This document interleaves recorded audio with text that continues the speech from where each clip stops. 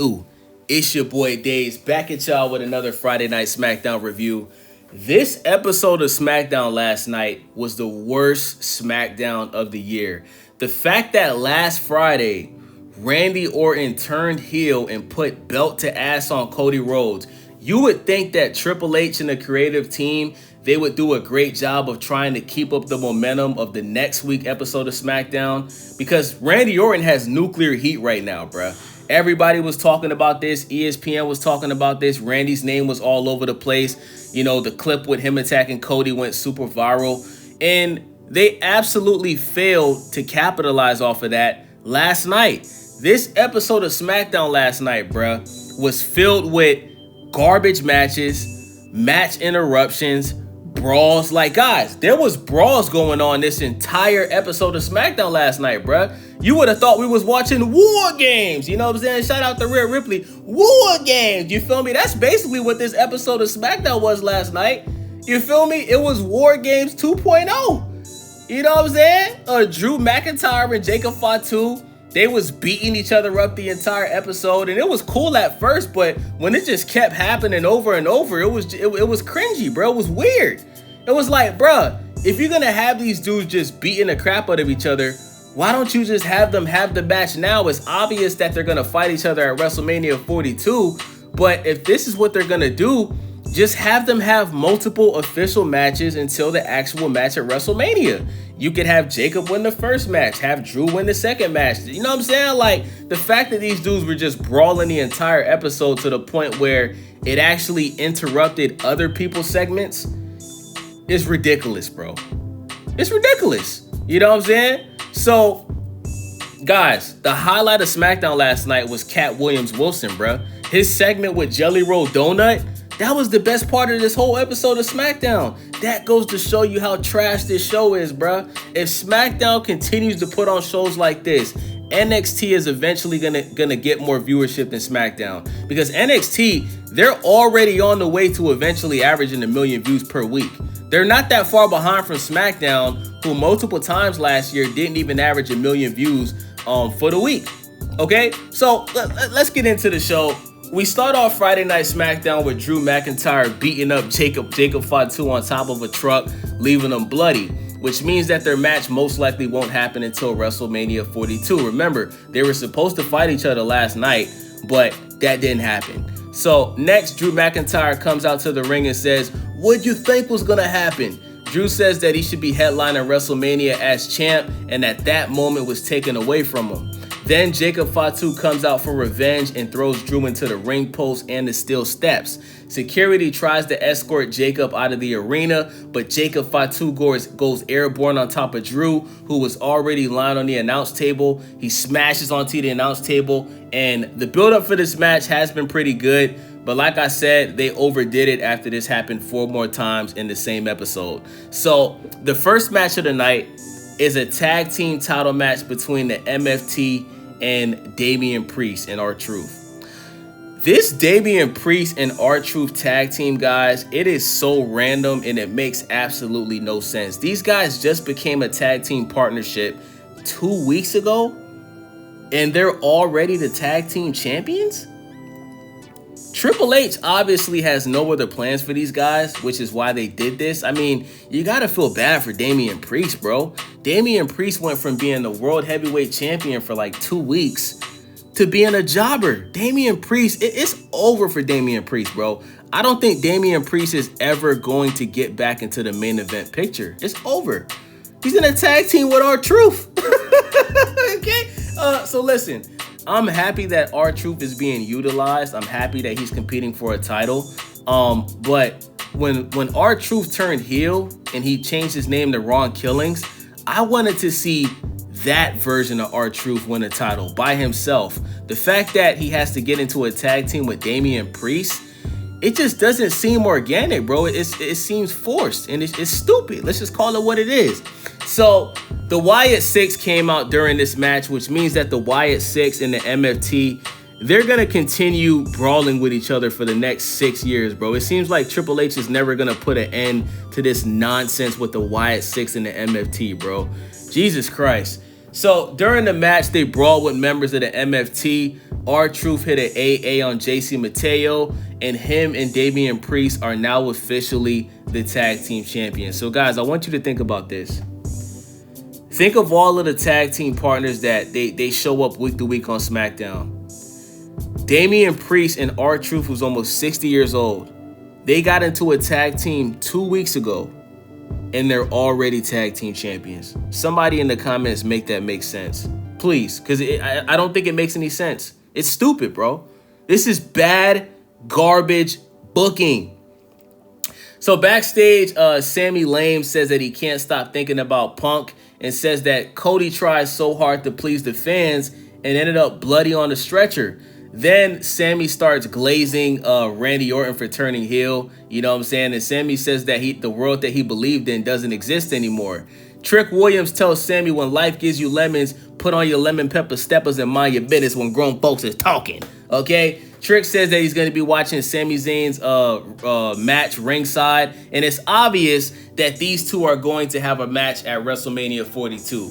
I don't like this match for Trick Willie. But now that Sami is turning heel, you know, I'm not really too mad at seeing a heel Sami Zayn versus a babyface Trick Williams. I'm actually pretty cool with it. But I just think Trick Williams deserves a better match than this at WrestleMania, bro. Like, Trick Williams is a superstar. The fact that Obafemi is facing Brock Lesnar and Trick Williams is facing Sami Zayn. I mean, Sami Zayn is a jobber, bro. Like, the best thing Sami Zayn has done is beat Gunther and win that IC title. But since then, bro, Sami Zayn has lost most of his most important matches. So, I don't know, man. We'll see what happens. Next, we got a tag team title match with the Motor City Machine Bums and Asium. Okay, guys, when the Motor City Machine Guns came out last night on SmackDown, the crowd was absolutely dead, bro, because they don't know who they don't know who these guys are. Fraxium got the jobber entrance when they came out. That's when they were having the backstage segment with Trick and Sammy, which means that the company doesn't care about either one of these tag teams, bro. They're just giving them a match just to stop them from crying and complaining about being in catering. Matches like this shouldn't even happen, bro. For this to be a 3-hour show and you have jobbers like this that should either be on NXT or only doing dark shows. Meanwhile, the Street Profits, one of the most talented tag teams in the company, They've been off of TV for months now, guys. We haven't seen the Street Profits in like 4 months. But jobbers like the Motor City Machine Bums and Asium are getting matches. Unbelievable. And I like Fraxium, but they shouldn't be on the main roster. Let's just call it what I believe they was on TNA before. They shouldn't be on SmackDown, bro. The Motor City Machine Guns, they should be released as soon as their contract is up. The crowd was dead this entire match because they don't know who either one of these tag teams are. The Machine Guns won this match with a fruit roll-up. Who cares? Let's move on. So Randy Orton pulls up to SmackDown with the same shirt that he had on last week with Cody's blood on it. I found that very odd, man. Like, Randy is really doing a great job at selling this heel character. It's clear that Randy Orton isn't playing any games. So Randy comes out to the ring, and the entire arena was singing his theme song, bro, when he's supposed to be a heel. This man, guys, I want you to think about this. For everybody that thinks that Randy Orton turning heel was a good thing, I want you to think about this. Cody Rhodes is the top babyface in the WWE, right? Randy Orton just whooped his ass, and everybody cheered for Randy Orton. Randy showed up last night with the same shirt with Cody's blood on it, and the crowd was cheering Randy. Randy literally told the fans last night that he no longer cares about them and their feelings, and he only cares about winning his 15th title, and the crowd cheered for Randy. The crowd didn't boo Randy Orton one time last night, and he made multiple appearances on SmackDown last night. He didn't get booed one time. He even attacked Zack Ryder. He didn't get booed. So if that doesn't convince y'all that Cody should have been the one to turn heel, you just don't know a damn thing about wrestling, bro. And you need to continue watching guys like me so I can educate you, okay? So Cody's character is stale. It needs to be refreshed. People want to see Randy Orton win by any means. Randy says that when he retires, he wants to be remembered for how many titles he wins, not how many fans that he pleases. So Randy says that Cody made a big mistake when he told Randy to listen to the voices in his head, because the problem with the voices is he's not always in control and he needs that killer instinct to win his 15th world title. Randy says that he's going to beat Cody with the RKO, but I hope he does it with the punt, okay? We need to see Randy Orton bring the punt back in 2026, man. I miss seeing Randy punting everybody left and right, ending people's careers. So next we got Sami Zayn versus Aleister Black. But before the match backstage, Zack Ryder called out Randy Orton for what he did to Cody. Randy clotheslined Zack Ryder and told him to stay out of his business. I really hope when Sami Zayn turns heel, guys, officially, I really hope Sami changes this goofy ass Disney Channel theme song. Dun dun dun dun dun dun dun. Let's go! And you know what's so crazy, bro? The fact that the fans in the audience, like, when they say, let's go, like the fans be putting their hands up in the air. You know what I'm saying? Like they're watching High School Musical or something, bro. Like, Sami Zayn, you a grown-ass man, bro. You a 40-year-old man with a Disney Channel Kim Possible theme song, bro. Like, at some point, you got to grow your ass up, man. So Trick Williams comes out and gets a huge pop from the crowd. He watches this match ringside with his lemon pepper steppers kicked up on the announce table. Sami Zayn, when he got out of the ring, he had the audacity to knock Trick's lemon pepper steppers off the table, which caused Trick to throw a drink in his face. And then when Sami got back in the ring after attacking Trick, Aleister Black hit the black mask and pinned Sami clean. Guys, to everybody out there that thinks wrestling is fake, guys like Tom Brady, who's been doing a lot of weird stuff lately, man. Like, he keeps, like, talking to Logan Paul like he's some tough guy.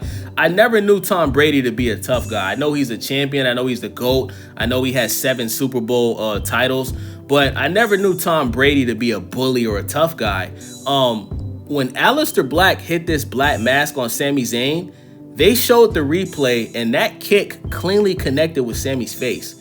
And after the match, Sami Zayn was holding on to his eye because it probably was throbbing, bro. He got kicked for real. So, you know, wrestling ain't what y'all think it is, bro. Like, these dudes really connect with each other, and these guys really get injured. So people out there like Tom Brady, you know, unless you're gonna have a match yourself, shut your mouth. So next, the women's tag team, the women's champ Jade Cargill comes out and tells Rhea Ripley to bring her ass out here. Jade tells Rhea that she's that bitch with or without wrestling, and she's here to make money, not friends. Rhea tells Jade that she lives for wrestling and that she needs that title, and Jade tells Rhea to stop crying. Rhea tells Jade she knows nothing about the WWE. Rhea tells Jade, welcome to the big league, bitch, and then dares Jade to hit her. So this is where things got interesting, guys. So Michin and B-Fab came out. Michin had a kendo stick in her hand, and it looked like Michin and B-Fab were going to jump Jade Cargill, right? Because Jade Cargill just beat Michin last week. But B-Fab and Michin got in the ring and jumped Rhea Ripley, which means that they're in a fraction with Jade Cargill, which I think is pretty dope. You know what I'm saying? So Jade gets back in the ring, hits the Jaded on Rhea Ripley, and shockingly, EU Sky did not come out to help Rhea Ripley. And this is starting to make me think that Jade Cargill might actually retain this title at WrestleMania 42. What I think is going to happen is, guys, I think that B-Fab and Michin are going to help Jade win this match.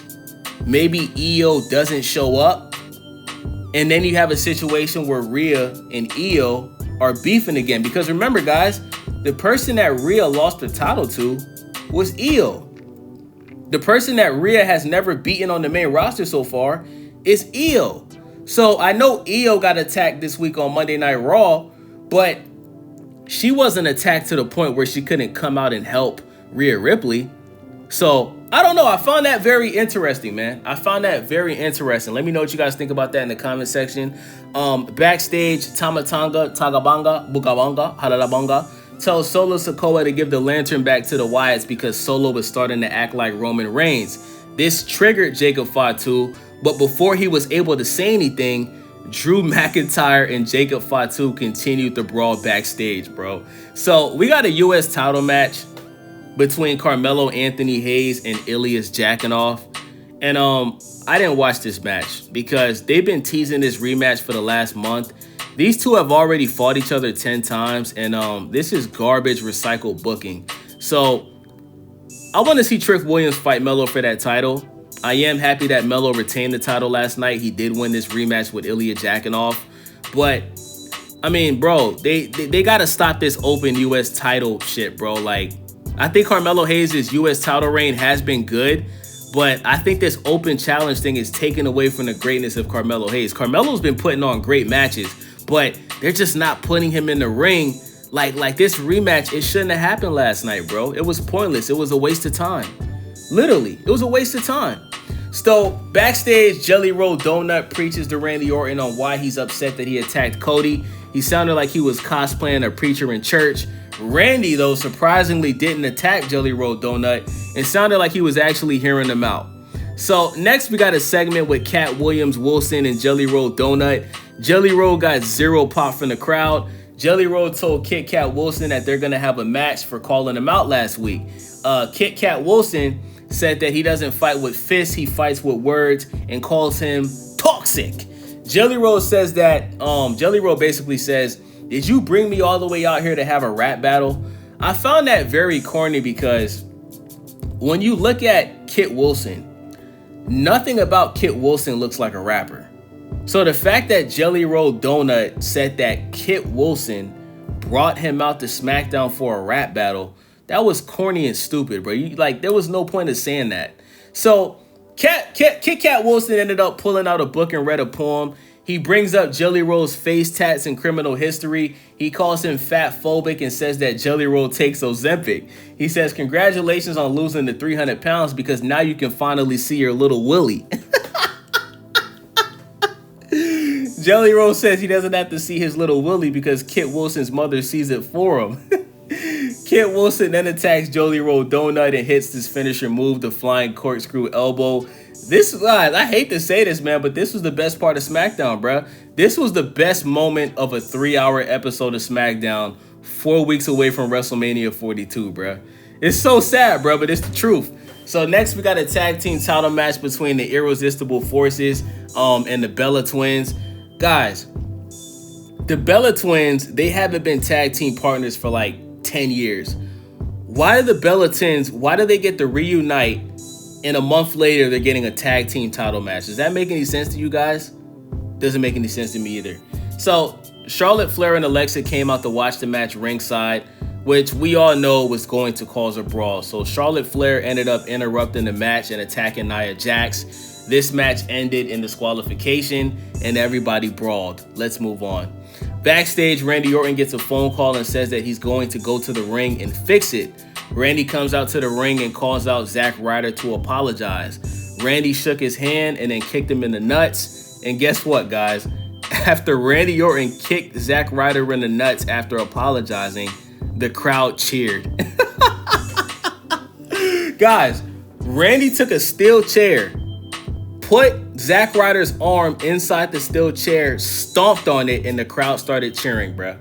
This is why Cody Rhodes should have turned heel. So then Jacob Fatu and Drew McIntyre, they continued brawling in the parking lot. They were on like this weird balcony setup that just looks so obviously fake. And that's pretty much the end of the show, man. This episode of SmackDown gets a 1 out of 10. I apologize to you guys if my energy is not up during this video because I'm gonna be honest with y'all, man. It was literally torture for me to watch this episode of SmackDown last night. It was even torture for me to make this video that I'm making right now. Like, episodes like this are why the ticket sales at WrestleMania 42 are struggling, bro. This was a bad show, bro. This was a really, really, really bad show. And I think what should happen, bro, is if you're gonna put together a shitty SmackDown card like this, they should have somebody from Raw come to SmackDown. They could have had CM Punk show up and explain why Roman calling him old triggered him. You know, they could have had the Usos show up. They could have had LA Knight show up last night. They could have had Obafemi show up last night, and that didn't happen, bro. This episode of SmackDown was filled with jobbers, recycled matches, brawls, and no good storytelling. So that's the video. It's your boy Days. Let me know what you guys think, man. Thank you guys for watching. I'm out.